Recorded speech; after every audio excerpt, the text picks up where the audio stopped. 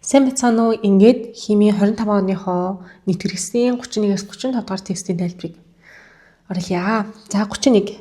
Хоолны тавс гарган авахын тулд 4 г хураа натрийн гидроксидыг 100 мл хэмжээст колбонд найруулад за 50 мл-ийг таслан авч давсны хүчлээр титрлсэн гинэ. За гарган авсан давсны массыг тооцоолно гэсэн байна. За энэхүү ажлыг ажиллахын өмнө хийдүүлээ. Сар мөжих хуралтай холбоотой онолын ухтхуунаа эсрэгийн саний. За сар мөжих хурал гэдэг нь өөрөө юу хэлээд байна вэ гэхээр хүчил болон шүлт маань уралд орно гэсэн үг. За ингэнгууд одоо хүчлийн жишээлх юм бол энэ дээр аашлаа байна шүү дээ. Хүчлийн ус төрөгч тэгээд шүлтийн гидроксил бүлэг хоорондоо холбогдоод ус үсдэг. Үлдсэн хэсэг нь болохоор зэрэг давс үсгдэг. Тэгэхээр хүчил шүлтлийн урвалаар давс болон ус үснэ гэсэн үг хаана шүү дээ.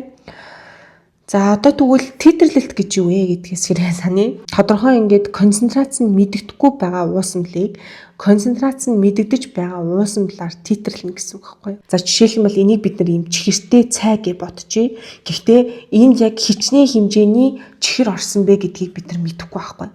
Тэгэхээр энд орсон чихрийг бид нар мэдхийн тулд энд бид нар яах нь тусгай тэр одоо индикатор тий тодорхойлогч юм бодисыг ашиглаж байна гэсэн үг. Тэгвэл эхний дусал ийшээ орлоо. Ямар нэгэн өнгөний өөрчлөлт одоо ороогүй нэ өөрөөр хэлбэл тэнд чихэр байсаар байна гэсэн. Дараагийн дусал орлоо чихэртэй хിവэрэлэн дараагийн туслыг олоо чихэртэй ингээд дахиад дараагийн буюу дөрөв дэх туслыг хийсэн чинь гинт манай энэ цайны өнгө өөрчлөгдөх байхгүй. Цай одоо жишээлбэл бос шарга өнгөтэй байлаа гэж ботход энэ цай маань өнгөгүй яг ус шиг болчихно гэсэн үг. Яг дөрөв дэх тусал дээрээ. Тэгэхээр энд юу хэлээд байна вэ гэхээр нөгөө цайн дотор байгаа чихэр маань алга болсон гэсэн үг байхгүй. Тэгэхээр яг энэ цэгийг одоо тэр төгсгөлийн цэг буюу бидний нөгөө концентрац нь хэд байгаа юм бэ гэдгийг илэрхийлээд байгаа үндсэн тэр цэг маань тодорхой болно гэсэн үг байхгүй юу?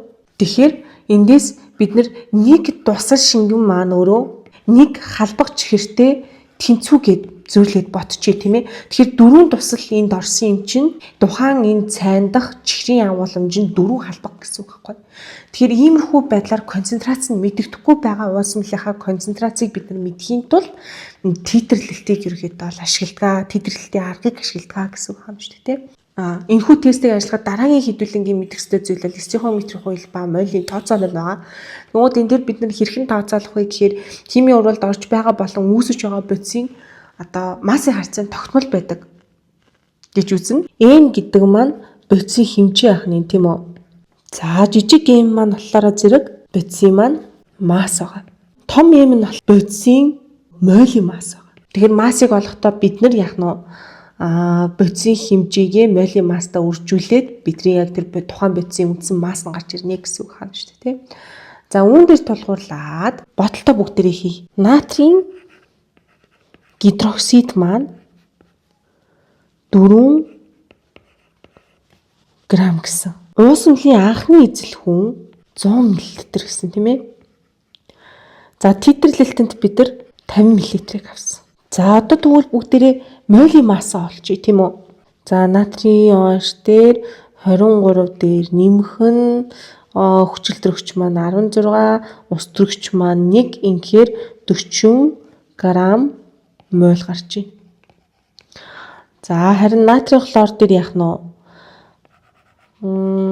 натр хлор 23 дээр нэмэх нь хлор маань 35.5-аар орж ирж байгаа тийм. Тэгэхээр натрийн хлорын молийн масс нь 58.5 г моль гарлаа. За эхний ээлжинд бүгдээрээ бодлогын өгөгдөл дээрээ тулгуурлаад олж болох хариунуудаа эндээс олоод авлаа тийм ээ. Одоо тэгвэл бүгдээрээ яах вэ гэхээр томьёогоо бичиж үзнэ. Натрийн гидроксид дээр давсны хүчлээр үйлчилсэн тийм ээ. Ингээ үүсгэх нь давс болон натрийн хлорид болон за ус үүснэ. За тиймгүүд манай одоо натрийн гидроксид маань яах нь яг 4 г байсан шүү дээ. Тэгээд тэрнийх яг 50 мл-ийг хийсэн гэхээр чинь натрийн гидроксид чинь 2 г-ыг хийсэн гэсэн үг байхгүй юу? За тэгээд Молийн масс нь бол хэвэндээ штэ тий 40 грамм моль байгаа. За тэгээд натрийн хлор нь болохоор зэрэг молийн масс нь угаасаа хэвэндээ штэ тий. Өөрөлдөх юм бол 58.5 грамм моль байгаа гэсэн үг байхгүй. За үүнээс цаашаа бүгдээрээ яах вэ гэхээр ерөөсөө молийн тоо хэмжээнд яг ямар өөрчлөлт орсон бэ гэдгийг олох байхгүй. Одоо дээр энд томьёо өгсөн байсан тий. Энэ гингуудаа натрийн OH маань ийм байсан. Тэгэхээр энд 2 грамм байгаа тийм үү?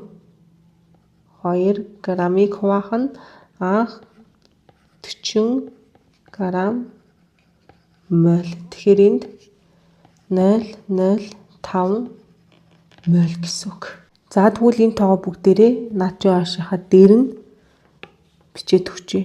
0.05 моль. Тэртгэлээ бүгдээрээ харъя. 1 моль натрийн гидроксидоос 1 моль натрийн хлорид үүссэн бааз. Ийм болохоор энд натрийн гидроксид болон натрийн хлорын харьцаа нэгийг харьцах нь 1 гэсэн үг байхгүй. Тийм болохоор натрийн гидроксид дээр моль нь 0.5-аар байгаа бол натрийн хлорид дээр ч гэсэндээ 0.5-аар орж ирнэ гэсэн үг байхгүй. Одоо тэгвэл ингэн биштэй. Натрийн хлор чинь ерөнхийдөө бол массыг бүгдээрээ олохдоо одоо томьёоноос хөөчгөнө штэ тий. Эм чинь өөрөө ийм юм бол эмийг ингэж олно гэсэн үг үстэй. Тэгэхээр эндээсээ эм натрийн хлор тэнцүү энийг гүрчдэг нь эм тэнцүү тэг 105 молийг гүрчдэг нь 58.5 гэсэн үг байхгүй. 5 грамм моль. Тэгэхээр хариу маань 295-тай гарна гэсэн үг. За ингэж тооцоолгоно дээ хүүхдүүдээ. За ингээд 31-ийн зөв хариулт гарган авсан давсны буюу натрийн хлорын масс маань 292 грамм байжээ. За 32 дараалсан иончлалын энергийн графикаас X элементийг тодорхойлно гэсэн байна. За графикийг харах юм бол электроны тоо болон иончлалын энерги орж ирсэн байна тий. Тэгээд эндээс бид нар яах вэ гэхээр электрон болгон дээр иончлалын энерги хэрхэн өсөж байгаа вэ гэдгээ сатар ажиглана.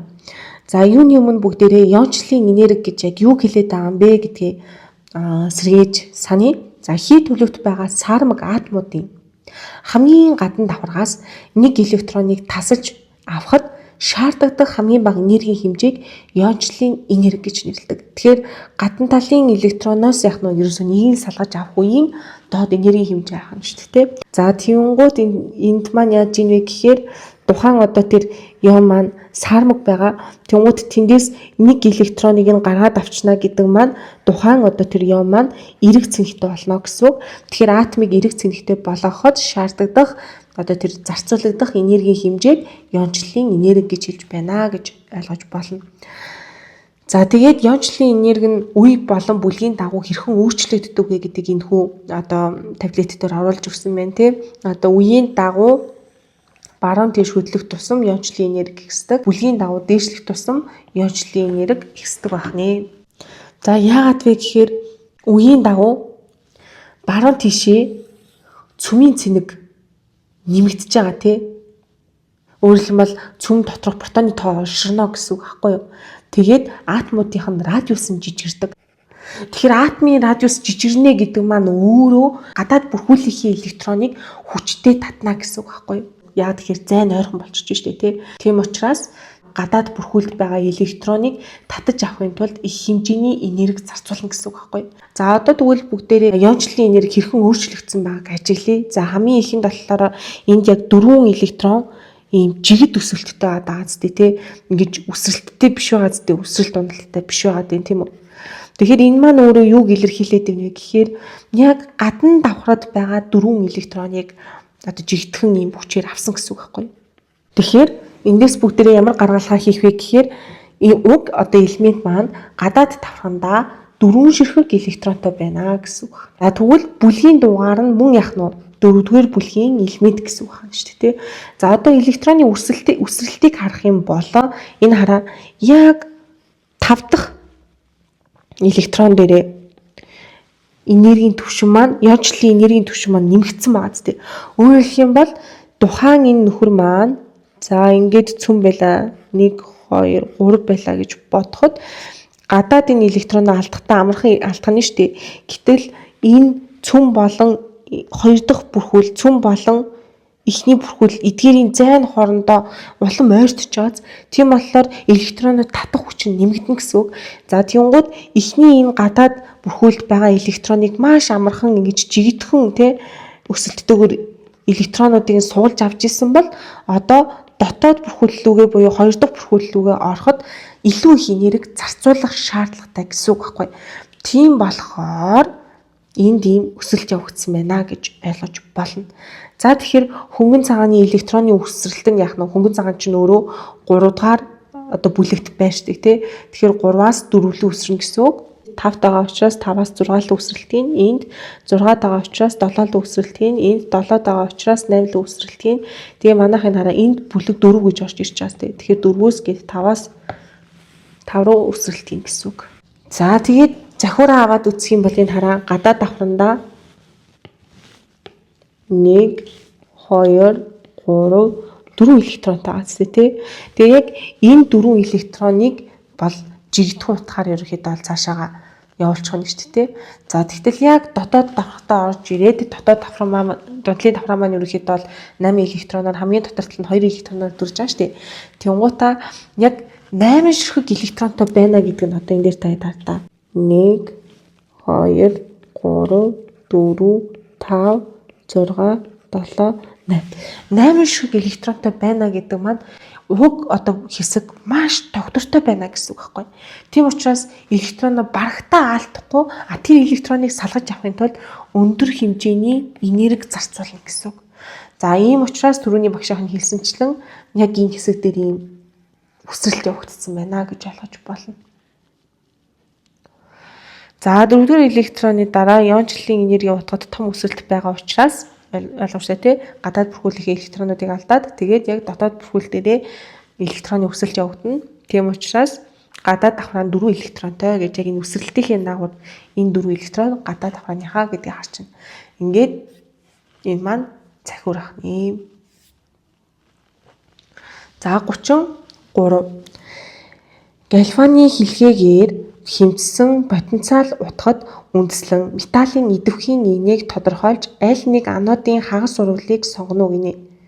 За тэгэхээр үүнийг ажиллахын тулд бүгдээрээ Гальваны хэлхээ гэж яг юу хэлээд байна те хагас сурвалж гэж яг юуг илэрхийлээд байгаа юм бэ гэдгийг мэдэх ёстой гэсэн үг байхгүй.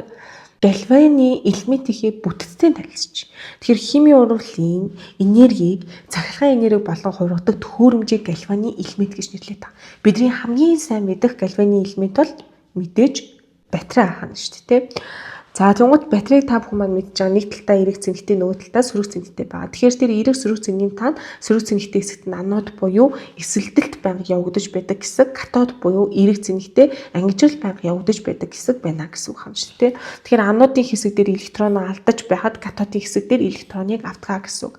Анод нь байнга электроноо өгөөд байна, катод нь аваад байна. Тэгэхээр нэг нь өгдөг, нэг нь авдаг байхаар чинь энэ хоёрын хооронд электроны урсгал тасралтгүй үүснэ гэсэн ойлголт гарч ирж байгаа байхгүй. За тэгвэл тэр электроноо өгч байгаа авж байгаагийн хоёр тусдаа хэсэг яригдж штеп. Тийм болохоор хагас сурвалжийн төрөл гэж нэрлэдэг байгаа нь тэр байхгүй. Тэр үндсэн зарчим нь бол ерөөсөө л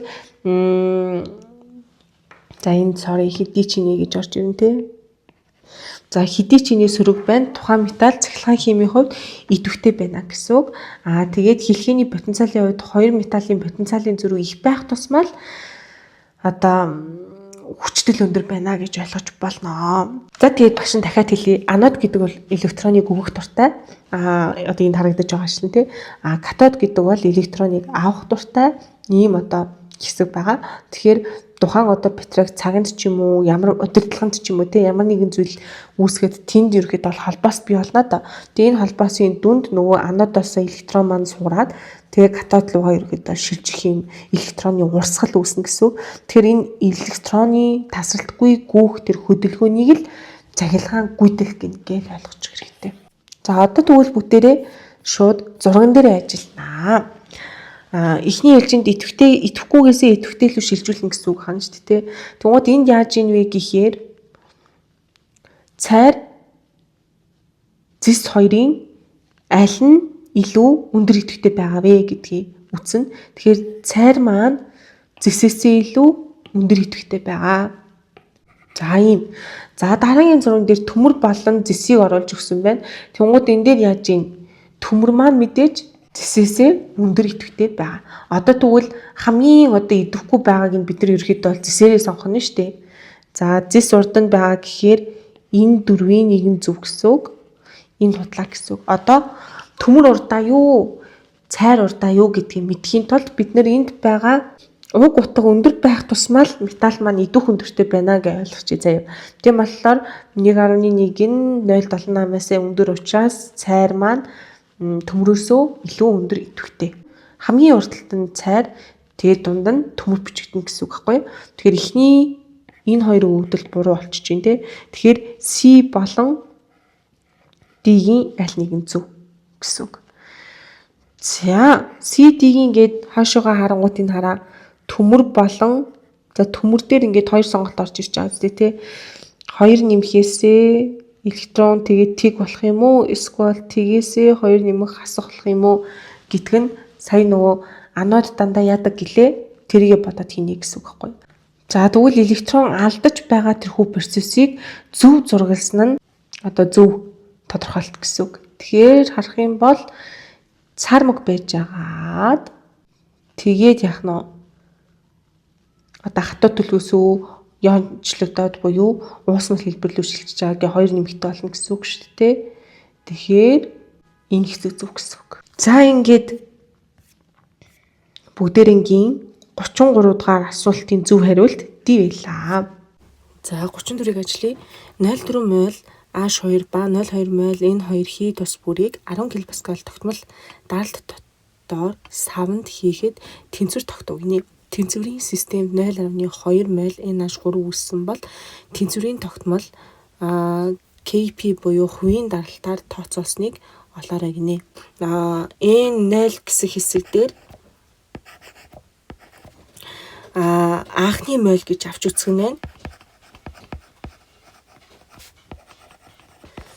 За харин change гэдэг хэсэг дээр delta n буюу өөрчлөлт мойл хэр зэрэг өөрчлөгдсөн бэ гэсэн өөрчлөлтөө бичиж өгнө гэсэн үг.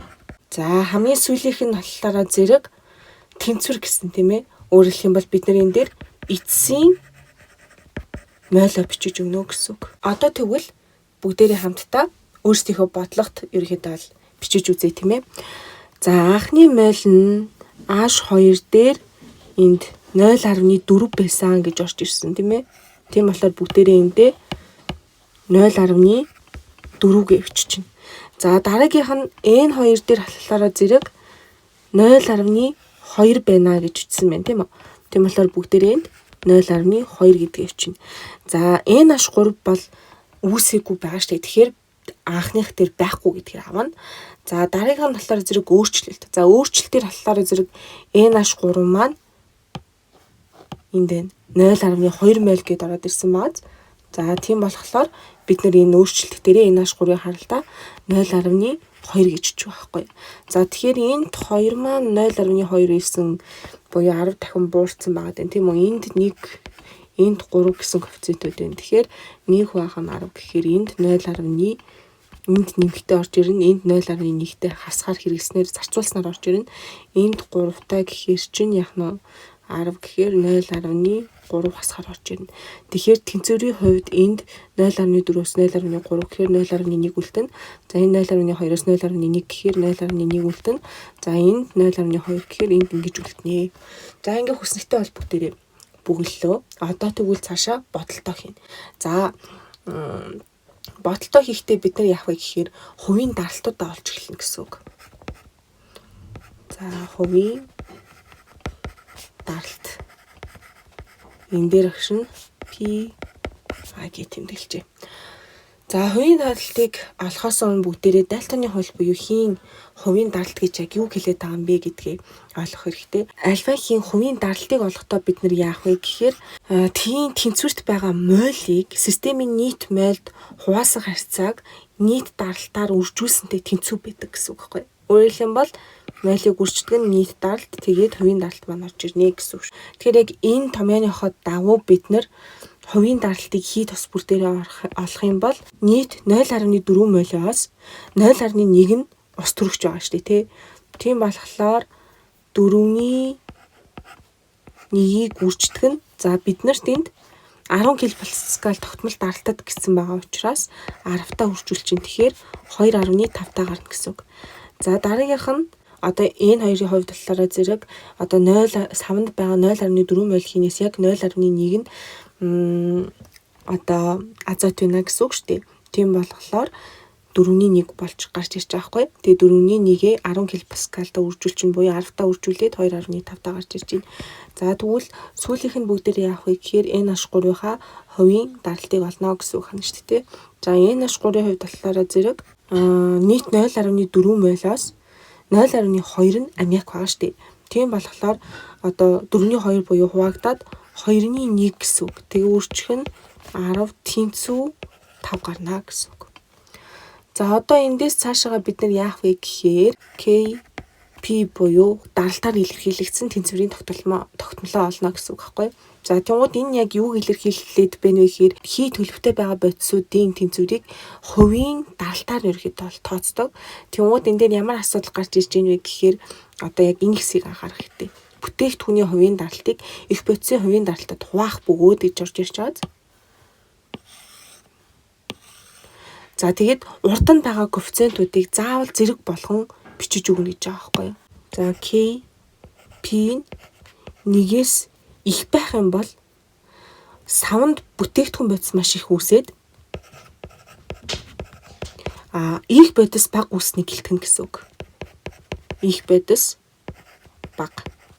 Эсвэргээрээ Kp утга маань 1-ээс бага байх юм бол яах нь одоо урал бараг урагшаа яваагүй савнд дандаа их бодисууд л одоо үлдсэнийг илэрхийлнэ гэсэн үг. За тэгээд энэ доор томьёоных нь жишээг оруулж өгсөн байна. Одоо жишээлх юм бол А, Б гэдэг хий хоорондоо ороод CD гэдэг одоо бүтээгдэхүүн бодисыг үүсгэсэн байна шүү дээ.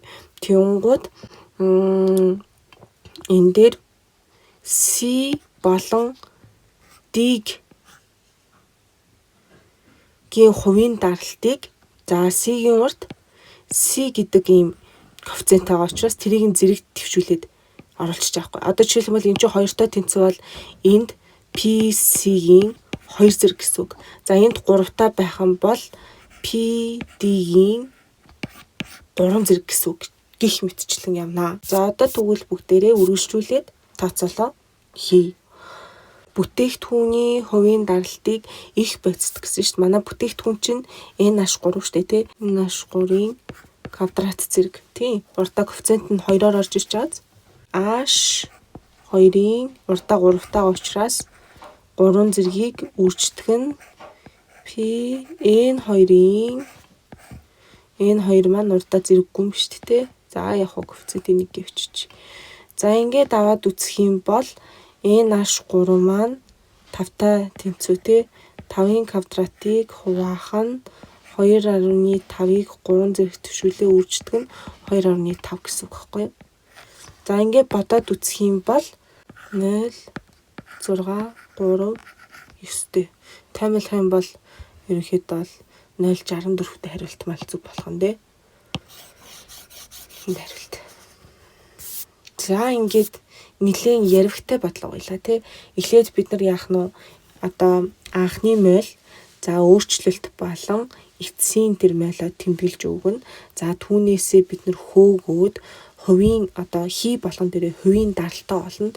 Хувийн даралтаа олсныхаа дараа бүгдээрээ Kp буюу даралтаар илэрхийлэгдсэн тэнцвэрийн тогтмолоо олох нь шүү дээ. Тэгэхээр ерөөсөө томьёогоо мэдэж байх юм бол бодчих нэ. За 35. Дараах Больцманы тархалтын мөрийн тухай зөв мэдээллийг сонгоно гинэ. За 35 бол айгүй гоё юу исэн нэх ингээ хүнд дасгал хийж байгаа л хөнхөн дасгал хийхээр булчин баярлдаг шүү дээ тийм. Тэрнтэй ижилхэн энэхүү тестийг ажиллахын тулд бүгдээрээ Максвелл Больцманы энергийн тархалтын мөрийг гэж яг юу хэлээд байгаа юм бэ гэдгийг ойлгох хэрэгтэй болно. Одоо та нар ингээ төсөөлөд үзтээ хий молекул гэдэг нь ерөөсөө ямар ч эмх замраагүй ингээд молекулууд тэнд ингээд хөдөлж байгаа шүү дээ тий. Гэтэл тэр дотроос математик зүй тогтолцоог нь илрүүлээд гаргацсан байгаа байхгүй. За үүнийг Максвелл Больцманы энергийн тархалтын мөрийг гэж нэрлэдэг байгаа. Тэнгууд энэ мөрийг биднэрт тухайн одоо хийн төлөвт байгаа молекулуудын хурд болон энергийн статистикийг маш хялбар байдлаар зураглан илэрхийлж өгдөг гэж ойлгож болно. За тэгээд мэдээж энэхүү одоо мөрийн маань ерөөхдөө бол битүү савнд байгаа молекулууд дээр буюу идеал хийн нөхцөлд одоо ерөөхдөө бол үйлчилдэг гэж ойлгож болно. За тэгэхээр савн дотор байгаа гол нь битүү хана шүү дээ. Тэр хим молекулууд буюу хэд бүр ингээд тэдэн тэрбум молекулууд бүгд ингээд яг ижилхэн хөдөлгөхгүй. Зарим нь их хөдөлгөөнтэй, зарим нь бага хөдөлгөөнтэй, зарим нь дундаж гих зэрэг маш олон янз байдаг. Яагаад тэр хоорондоо мөргөлдөг бүртээ энерги алдаж эсвэл авч байдаг ийм онцлогтой шүү дээ, тийм ээ. Тэгвэл яг энэ одоо мөрийн тусламжтай бид нар тухайн тэр савнд байгаа хим молекулууд яг ямар энергитэйгээр хэрхэн хөдөлж байна вэ гэдгийг харуулдаг гэж ойлгож болно. За тэгвэл мөрөөгөө бид нар ингээд аваад үзэх юм бол X тэнхлэг дээр энергийн хэмжээг ерөөхдөө харуулж өгсөн байна шүү дээ тий. Тэгэхээр баруун тийшээ болох тусам энерги маань X гэсэн үг байхгүй юу? Харин зүүн тишээ болох тусам энерги маань багаснаа гэсэн үг хаана шүү дээ. Тэгэхээр яг орой хэсгийг аваад үзэх юм бол яах нь тухайн системд байгаа хамгийн олон тооны молекулууд нь дундаж энергитэй байдаг гэдгийг илэрхийлж байгаа. За тэгээд маш ингээд бага хэмжээний молекулууд одоо бага хэмжээний энергитэй байдаг. Тэгээд энэ сүүл хэсэгт байгаа хэсэг нь хэсэгхийн молекул юм асар хурдцтай хөдөлж идэгөө гэдгийг илэрхийлж өгсөн байна.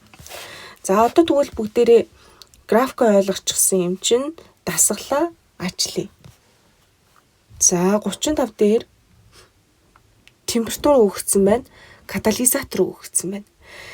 Тэгэхээр температур гэдэг маань өөрөө молекулын кинетик энергийг нэмэгдүүлж идэг тийм учраас молекулууд илүү хурдцтай хөдлөн гэсэн үг байхгүй юу. За тэгэхээр бид нар эндээс юу сонгох вэ гэхээр баруун тийш шилжсэн хэсгийг өндөр температуртай гэж үзнэ. T1-ийг бага температуртай гэж үзнэ. За тэнгууд температур гэдэг хэсэгт бид нар юуг анхаарах вэ гэхээр T1 нь T2-оос бага юм байна гэдгийг л олоод харчин гэсэн үг. За магадaltaй өгөгдлүүдийг тодруулбал T1 нь T2-оос бага, T1 нь T2-оос бага гэд AU, CU гэдэг ойлголт гарч ирж байна. Энэ ингээд тэнцүү байхгүй тэгвэл мөрийг давхцах хэрэгтэй байсан тий.